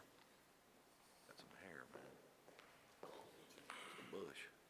Yes, sir. Just a question about, I guess it appears to be the ones I noticed immediately without really analyzing. It looks like lots 1 through 4 and 21 through 24 that will back, I assume the buildings will back up to that, to Victory Gardens. So my question is, what are you doing at the elevations to make them look like, are you going to have the similar facade on both sides to look like the front of a home? What are you going to do to, when we're driving down Victory Gardens, to make that appear in a manner that fits in with the neighborhood, that it's facing that road? Yes, sir. Great question. And what we've taken into account for that is given a mirrored effect of, like Brian said, you know, it's obviously not going to replicate the front of the house with a separate front door, but, you know, changes in building elevation, you know, given some structure to that back elevation to give it a facade feature. You don't have that for the record? I do not. I'm sorry. We had a side elevation to kind of, you know, give the effects of what it would look like coming down from the, we thought the newly facing street fronts were the most important to indicate what they were going to look like. Staff had mentioned, and we tweaked our site plan based on their comments, they wanted everything facing these new roads. Well, but your new roads are dead ends, so whereas Victory Gardens, you're going to have, that's an existing neighborhood. Yes, sir. We want it to blend in with what the other stuff around it. Now, did you agreed to what you're saying at the planning commission meeting? Did this come up? It was a discussion item because we talked about, obviously the fronts are going to have garages. You got the front door, but creating a similar effect to, you know, without speaking too liberally, you know, this look without the garages is what you could reportedly expect to see from the Victory Garden side. It just, you know, bumping out that main dwelling feature and then recessing another section of it back so that it doesn't, you know, have, you know, an unsophisticated look, if you will. So you're going to have some, I don't know what the juxtaposition, or you're going to have, it's not just be a flat wall. My concern is this is a CD right. zoning, and we don't have anything for the record other than the verbiage right. to hold you to, which, you know, that's a concern. So I could confer with the builder and the owner quickly if you'd like, and we could condition in that, you know, the front facade has the same mirrored effect as the rear. That'd be helpful. I mean, all these other people, the street's been there for a long time. There's houses on both sides. You know, we need to respect that and make sure that when people drive back and forth, you know, we're trying to do that in all our property, all over the city, where you don't have just blank walls. And we have it because we widened Carr Avenue, but there's some there that are just awful. There's some also, you know, where you're just looking at somebody's lawnmower closet in their house, and we want to avoid that. Right. But so yeah, that'd be great. Yes, sir. Mr. Rawls, we have also a question. Mr. Spears, I don't know if you asking a question, Mr. Rawls, or somebody else. William. Yes, sir. So we've heard your forward thinking as it relates to stormwater, but we've also heard the concerns of the neighbors. Do you have any type of response to their concerns as it relates to stormwater and also traffic? I'll say traffic. I'll start with the traffic. We, if in staff's report, they reported a negligible impact from the upzoning as it relates to traffic. I believe they actually commented that opening these two right-of-ways, creating multiple avenues for vehicular traffic plus the addition of sidewalks would improve vehicular circulation. Again, 58th Street has signalization out to Oleander Drive. So if you wanted to take a right out of Victory Gardens but not a left out, I'm sure we've all dealt with the timid traffic of trying to merge onto Oleander's turning lane. But you could take a right out for convenience, but you could also utilize one of these streets to get to 58th for signalization if you wanted to go left. As far as it relates to stormwater, we've been very forward-thinking. I hate that, you know, it feels to the community as though we've not related to, you know, testing. A lot of stormwater design comes from topographical survey, which we've done, and it is indicated on our site plan. So you're just looking at hatch lines and inverts of where existing boxes are and where your elevation in relation to your outfall is going to be. So we did take all that delicacy to figure out ahead of time, and that's what yielded us to find avenues for our discharge, and that we could actually utilize 2 different drainage basins. We did do seasonal high soil infiltration testing with ECS, which is what led us to say we can offer bioretention as a secondary measure of stormwater that's not required of us, but because we want to make the situation better, not exacerbate an existing problem, we can install that bioretention swell. You heard some other neighbors talk about the request for it. We're doing it proposing to do it across the entire back of the property line. And that system, what I've found from installation is very helpful, not only during a rain event, but prior to, because it acts like a sponge underground, and it's going to pull existing moisture so that when a rain event does come, the soil's not saturated, and that rain can infiltrate into the ground, you know, more naturally and at a rapid pace. And so, you know, it's a common utilization of drainage on golf courses to help, you know, keep those dry, and it would serve basically a similar process here to just pull that moisture from the ground, you know, add as a collection system in a high rain event, but also, you know, keep the ground in the surrounding area at a much lower saturation level. So outside of standing on Roseland Road while this guy sleeps, you're willing to do everything that's needed to make sure that there's no flooding, right? Yes, sir, and I certainly respect his profession and know that late nights don't always translate to easy early mornings. We did include the night sky lighting in conjunction with some of his concerns, and just didn't want to create a light pollution situation. He had mentioned that, you know, these efforts are just because of the community's request. Well, honestly, I feel like this rezoning has kind of followed the course of how a good rezoning should transpire. We listen to the community's concerns, we look at what the obstacles facing the surrounding community are, and then we tailor our site design to add elements that make our project more beneficial to the surrounding community.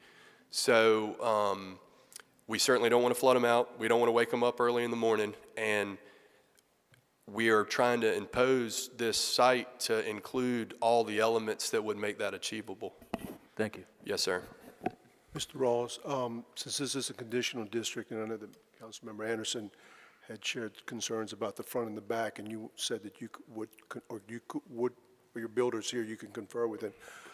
We want to take a 5-minute recess because since this is a conditional district and since there's a possibility that we'll be asking for that, I'd like to give you guys the opportunity to talk and let us know. Yes, So sir. we're going to take a 5-minute. Thank you so much. All right. We'll recess for 5 minutes.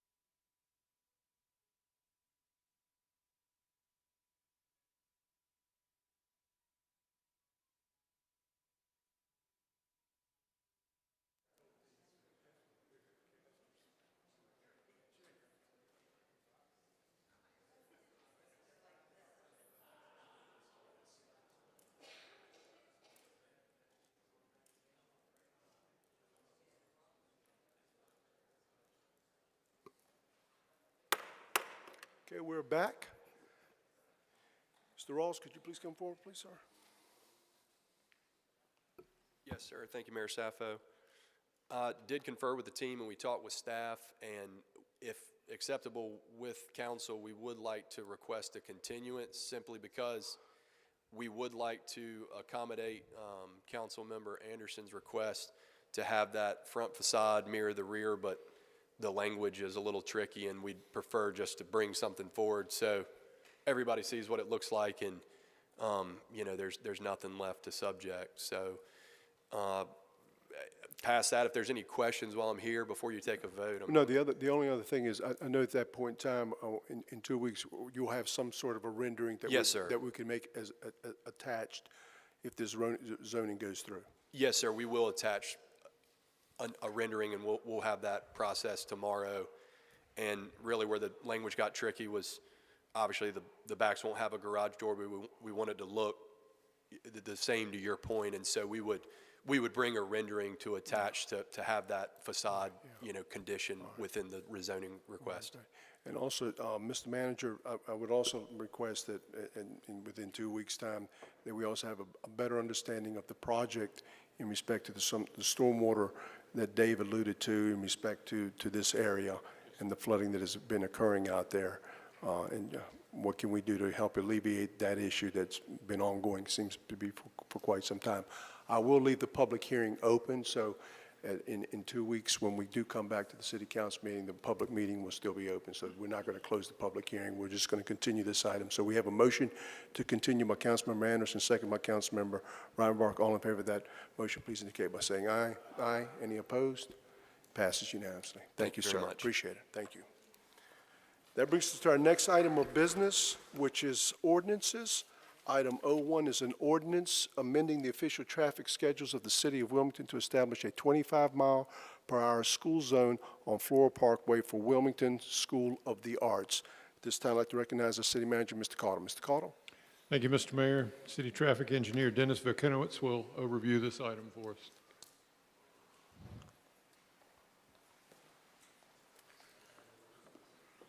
Good evening, Mayor, Mayor Pro Tem, City Council, and I want to wish you a Happy New Year. Attached for your consideration is an ordinance amending the official traffic schedules of the City of Wilmington by establishing a 25-mile-per-hour school speed zone along a portion of Floral Parkway for Wilmington School of the Arts, located at 1306 Floral Parkway at the intersection of Park Avenue. The reduced speed limit within the school zone will be effective on school days 30 minutes before until 30 minutes after school begins, and 30 minutes before until 30 minutes after school is dismissed.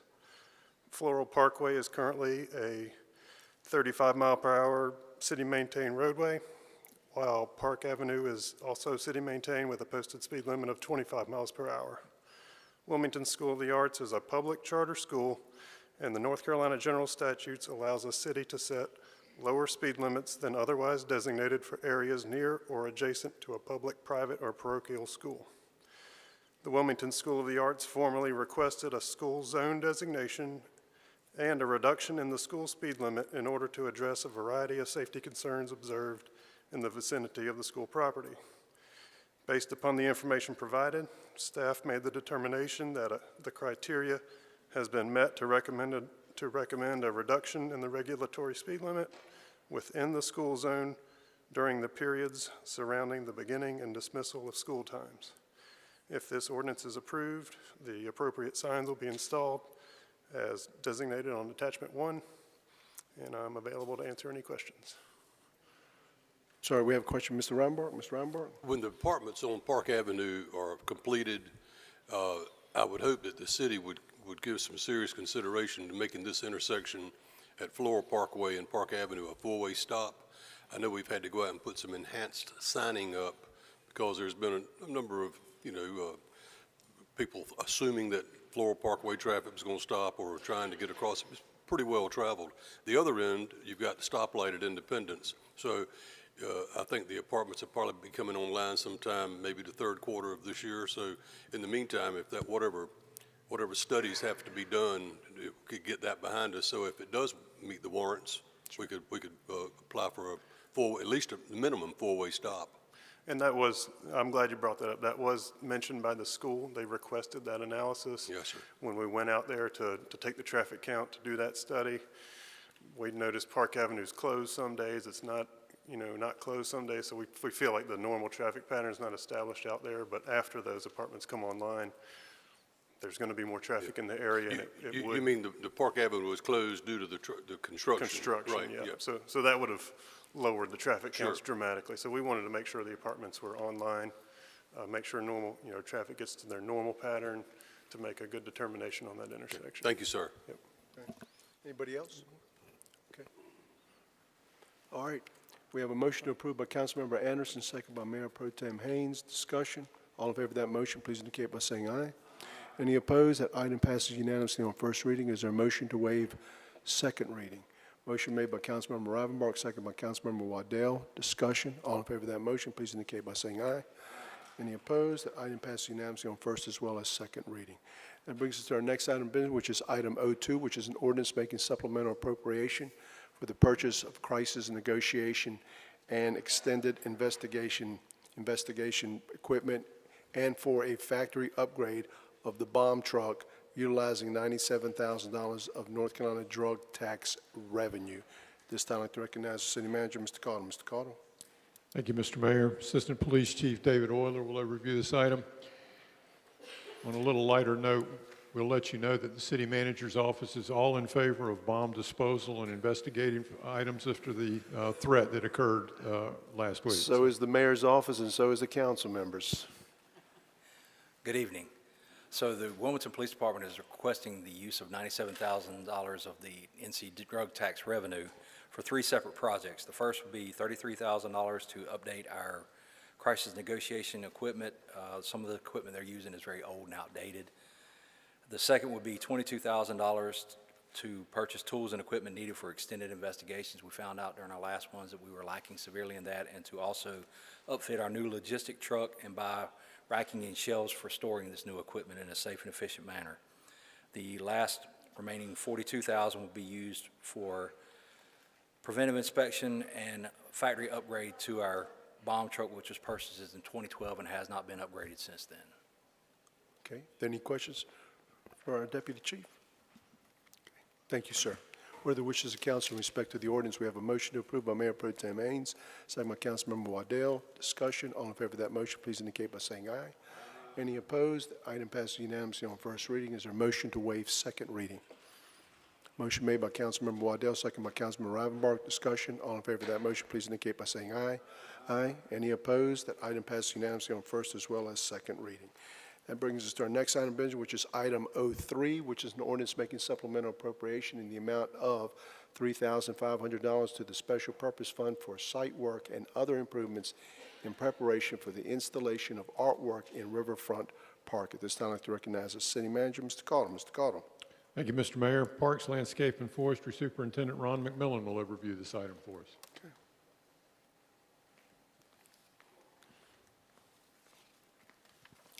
Good evening, Mayor, Mayor Pro Tem, and City Council.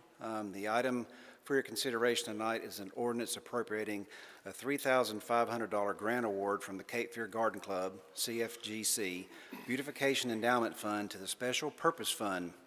This is to provide for site work and other improvements for preparation for the installation of a permanent piece of artwork in Riverfront Park. The CFGC supports charitable uses in the field of beautification and maintenance of public areas in the city of Wilmington and in New Hanover County.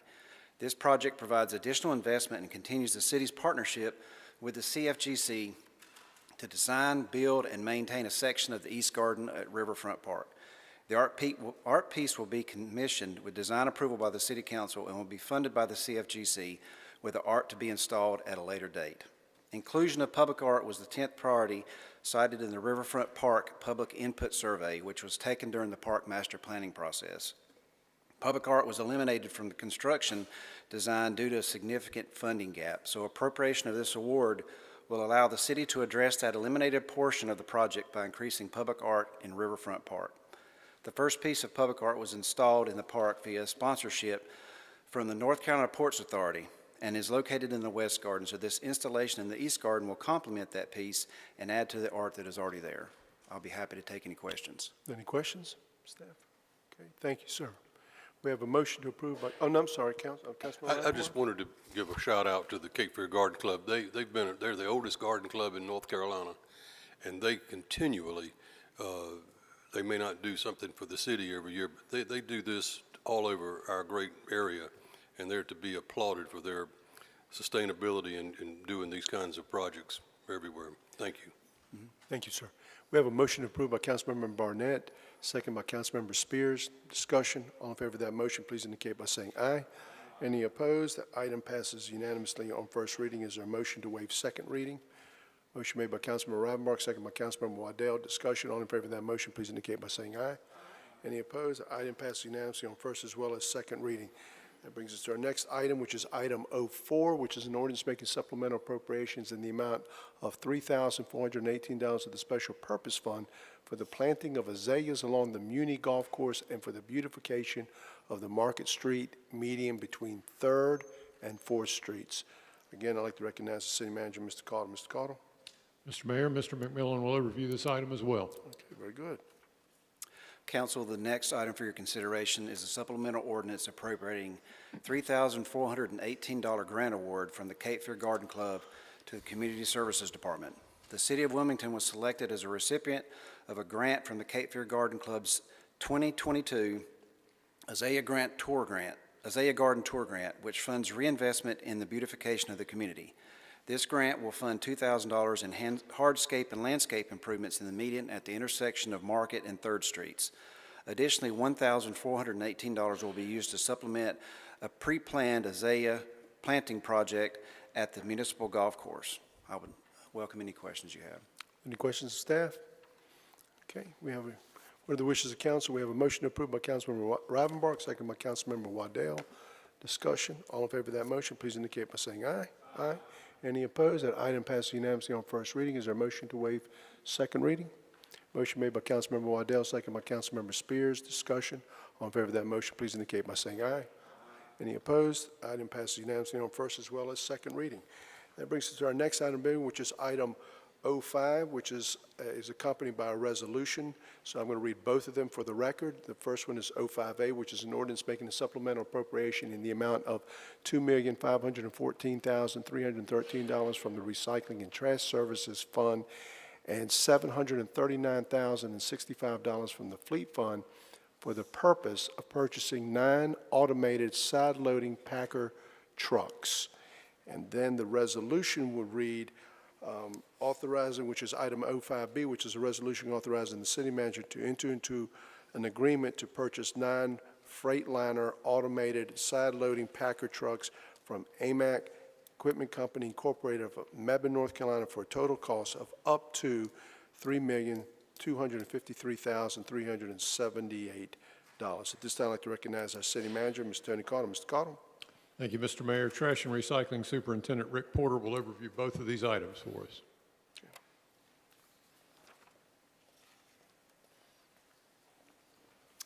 Evening, Mayor, Mayor Pro Tem, Council.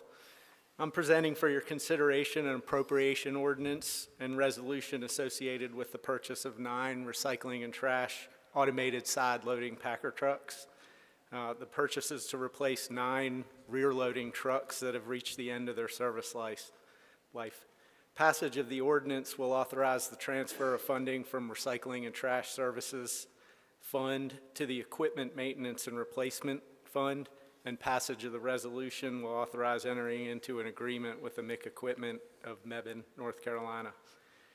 As we presented to council at the agenda briefing in November, city staff is recommending a modernization of the refuse collection equipment through the purchase of the 9 automated side-loading trucks for the following reasons: to expand operational capacity, improve employee safety, and to expand the potential labor pool able to operate these by reducing the physical requirements of the job.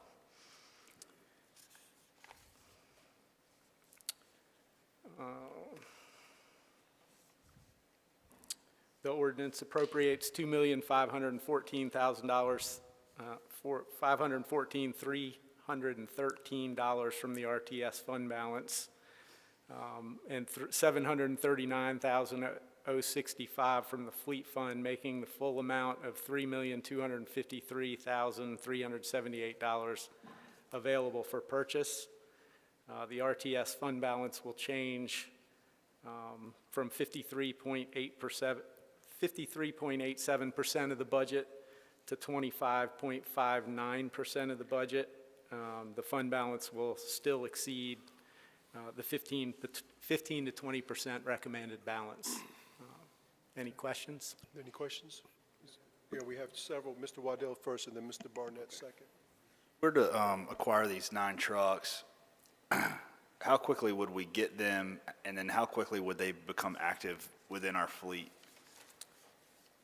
Well, we were able to secure 5 trucks that are closer to being ready for delivery. Those trucks will be delivered to the body manufacturer in March of 2023. Once the body's installed, we should see delivery around September of 2023. The remaining 4 trucks will not be arrive till April or May to the body builder, and then delivery to the city's estimated at February of 2024. And then we have enough in our fleet of the existing style of truck to continue. Yes, sir. Operation usual. The trucks that these will replace are still in operation currently. Mr. Barnett? So when we get the trucks, is there already a game plan as to where we're going to run them? We have the consultant that did the presentation in November is preparing a route optimization right now. That will be done in time for the delivery of the trucks. It'll specify the new routes for these vehicles to be most efficient. Okay. Thank you. Anybody else? Okay. About to get some new trucks. Thank you. Thank you. What are the wishes of council in respect to the ordinance first? We have a motion to approve by Councilmember Barnett, second by Councilmember Waddell. Discussion. All in favor of that motion, please indicate by saying aye. Any opposed? That item passes unanimously on first reading. Is there a motion to waive second reading? Motion made by Councilmember Waddell, second by Mayor Pro Tem Haynes. Discussion. All in favor of that motion, please indicate by saying aye.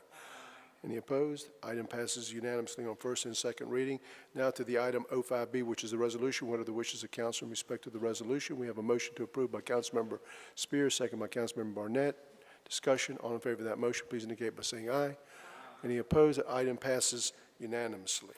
That brings us to our next item of business, which is item 06A, which is an ordinance making supplemental appropriations of $4,814,500 to the general fund for the purchase of 820 North 2nd Street and to provide a related fiscal year 2023 operating cost. And then there's an accompanying resolution, 06B, which is a resolution authorizing $4,810,000 the purchase of real property for economic development. This time I'd like to recognize our city manager, Mr. Tony Cottle. Mr. Cottle. Thank you, Mr. Mayor. If you hadn't guessed, Aubrey Parsley is going to be our presenter on this. Aubrey, welcome. Thank you, Mayor, Mayor Pro Tem, members of council, good evening. Before you tonight is an item for the purchase of 820 North 2nd Street, better known downtown as the Salvation Army property.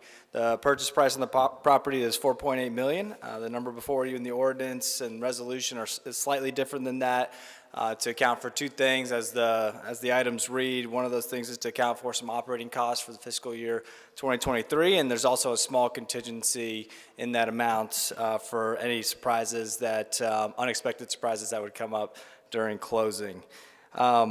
Should council approve these items tonight, closing would be scheduled next week to take place on either January 18th or the 19th. The sale comes with a 90-day leaseback to Salvation Army. This leaseback will provide Salvation Army with the time to relocate their personal property and move their things out, and also allows them time to coordinate with other nonprofits in the area to ensure the continuance of services as much as possible. In acquiring this property, the city will have in its portfolio another economic development asset downtown. It's a complement to the current portfolio, with Project Gateway being immediately north of this property. It provides additional opportunity for the city to shape the way in which the north end of downtown develops. And with that, I'm happy to take any questions. Yes, sir. We have a motion. We have a Mr. Ravenbark. I'll make a motion. No. I'm just sorry. The 90 days period, do you know for a fact that they have a plan in place to continue to, or someone to supplement the services that they've been providing? It is my understanding that they have been working with their cohort of nonprofits in the area to make sure that a continuance of services for the population that they serve. I don't know the details and haven't been party to those discussions immediately, but it's my understanding that they are working on that plan to wind down operations at this property and make sure folks are covered. Okay. In the event that that doesn't materialize, are we in a position to where we can extend that 90-day? The lease has been drafted. At present, it does not account for the possibility of extending the lease beyond 90 days, but that's certainly something we could visit should it be the wishes of council. Well, let me ask it this way. Are we planning on doing something on day 91? No, sir. So it's perfectly feasible for them to stay there for 120 days because I don't know how many people they're housing, but I spoke to someone that's big into that business, and they haven't had a conversation with them. Okay. Okay. Thank you. Understood. Understood. Thank you, sir. Are they housing a lot of people there now? Do you know? No, sir, I'm not able to speak to that. I don't have any of those data points on hand to share. Apologies. All right, thank you. All right, anybody else? Okay. Thank you, Aubrey. Thank you. Okay, what are the wishes of council? We have a motion approved by Mayor Pro Tem Haynes, second by Councilman Barnett. Discussion. All in favor of that motion, please indicate by saying aye. Any opposed? The item passes unanimously on first reading. Is there a motion to waive second reading? Motion made by Councilmember Waddell, second by Councilman Rivenbark. Discussion. All in favor of that motion, please indicate by saying aye. Aye. Any opposed? Item passes unanimously on first as well as second reading. Now let's go to the resolution, which is 06B. What are the wishes of council in respect to the resolution? We have a motion to approve by Councilman Barnett, second by Councilmember Anderson. Discussion. All in favor of that motion, please indicate by saying aye. Aye. Any opposed? Item passes unanimously. That brings us to our next item of business, which is resolutions. R1 is a resolution adopting the 2022 Parks, Recreation, and Open Space Comprehensive Plan for the City of Wilmington. I'd like to recognize the City Manager, Mr. Caudle. Mr. Caudle. Thank you, Mr. Mayor. Community Services Director Amy Beatty will overview this item for us. Okay, thank you. Good evening, Mayor, Mayor Pro Tem, and City Council. As is stated, this resolution adopts the 2022 Parks, Recreation, and Open Space Comprehensive Plan. If adopted, this plan will provide the blueprint for the policy input, operations, maintenance, management, and improvements for the city's parks and recreation system for a 10-year horizon. I don't have a presentation planned for you tonight, as you received a comprehensive presentation at your December 6, 2022 City Council meeting. I do want to recognize the plan's project manager, Davina Bell, Recreation Manager. This was a stretch assignment for her, and she showed a tremendous commitment to the project and the process. I'll try and answer any questions that you have. Are there any questions for Ms. Beatty? If not, what are the wishes of council? We have a motion to approve by Councilmember Barnett, second by Councilmember Spears. Discussion. All in favor of that motion, please indicate by saying aye. Any opposed? Item passes unanimously. Thank you, Amy. That brings us to our next item of business, which is our last item of business, which is item R2, which is a resolution authorizing the City of Wilmington's 2023 state and federal legislative agenda. And at this time, I'd like to recognize the City Manager, Mr. Tony Caudle. Mr. Caudle. Thank you, Mr. Mayor. Legislative Affairs Director Kara Spencer will overview this item for us. Good evening, Mayor and Council. I am going to keep this incredibly brief because somebody just told me there's a Carolina basketball game at 9, and because the council saw this update in long form yesterday morning. And so we're just going to breeze right through, but I do appreciate the chance to give you a legislative update ahead of your vote on the resolution. After many years on Capitol Hill and with the FBI, I'm honored to join the team here at the City of Wilmington. and amplify Wilmington's voice in Raleigh and Washington. So I'm just going to go ahead and kick us off. We're going to cover a look back and forward, both with the state and federal, as far as pending legislation and what we can hope for to advance Wilmington's interests. I will mention that after the most recent election, we have the exact same representation working for us from the city of Wilmington that we did previously, so there has not been a major shift in terms of our delegation. We've got Senator Michael Lee, Senator Bill Rabin, Representative Deb Butler, Representative Ted Davis, and Representative Charlie Miller. Just kind of to refresh everyone's memory, some of the things that we've been able to accomplish in the 2022 legislative calendar year. We can celebrate several accomplishments, such as the sales tax revenue transfer, which will be a massive investment in transportation. We've got an additional $25 million for our airport funding, $750,000 in opioid quick response funding, which is fantastic. And we're going to continue to push to get citation authority for our traffic crash investigators. We were able to defeat the commercial property plan review, which could have had some unintended consequences in terms of limiting our efficiency, and $883 million at the state level for water and sewer. At the General Assembly, we did maintain our membership just as it was after the election, but Republicans did gain the supermajority, and we've got an increase of 71 seats that are now Republican in the House, which will create kind of an interesting dynamic in terms of the necessity to work with Democrats to kind of pass what they want to pass. I'm going to just move right through the legislative outlook as we move into tomorrow. So tomorrow at noon, we are going to swear in new members in Raleigh. And when that happens, they'll then break for 2 weeks before coming back. And some of the things that we can anticipate they'll look at include Medicaid expansion, a focus on mental health, both community mental health and those for first responders, fire and police. Grid infrastructure security will come up, and possibly boosting penalties after the attacks in Moore County, and some alternative methods for funding transportation, such as electric vehicle registration fees and a different use of the highway tax, as well as education funding increases. The 2023 North Carolina General Assembly legislative efforts that we really want to focus on for the city of Wilmington. You've seen the resolution, and some of them, the highlights are listed here, but I will just say that in addition to kind of pushing and leaning and pressing on things that we've tried to accomplish in the past, we also want to stave off any cuts that would be hurtful to the progress that we've made, which will be equally as important.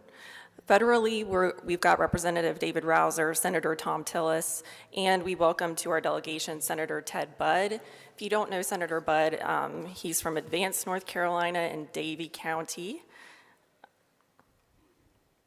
As we move into the 118th congressional session, we want to continue to support funding for our infrastructure and transportation.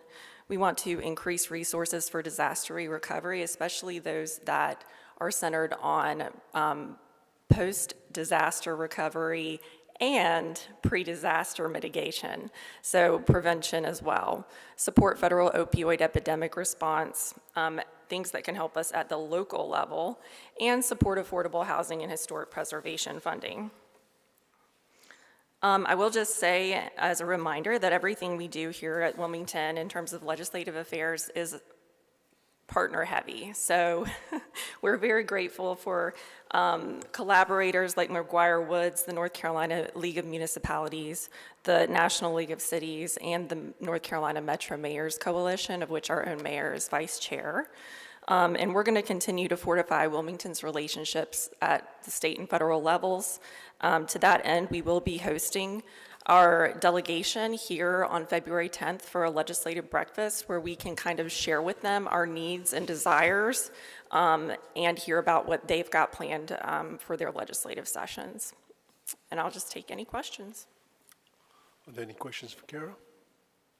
You got a full plate, a lot of work ahead of you.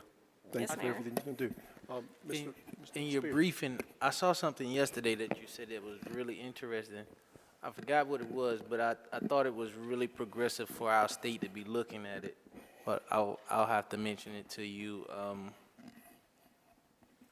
at another time. But I was really in shock to see it on the radar for North Carolina. Well, I'd be happy to discuss it with you anytime you like. Thank you. Thank you very much. Thank you. Appreciate it. Okay, we have a motion to approve by Mayor Pro Tem Haynes, second by Councilmember Waddell. Discussion. All in favor of that motion, please indicate by saying aye. Any opposed? Item passes unanimously. This concludes the regular agenda. Are there any items to be brought forward by our city attorney? No, sir. Our city manager? Mr. Mayor, we'd like to ask for a motion for closed session when it's appropriate. We have some items we need to discuss with council. Okay, very good. Madam Clerk, Mr. Waddell. Just a message to the UNCW men's basketball team to beat the hell out of College of Charleston tomorrow night. Mr. Barnett. Happy New Year, everyone, and again, look after your strongest friend. Take care of your neighbors. Just be aware of what's going on with them, so that give a listening ear and an opening heart. Thank you, sir. Mayor Pro Tem? Mr. Ravenbach? Mr. Anderson?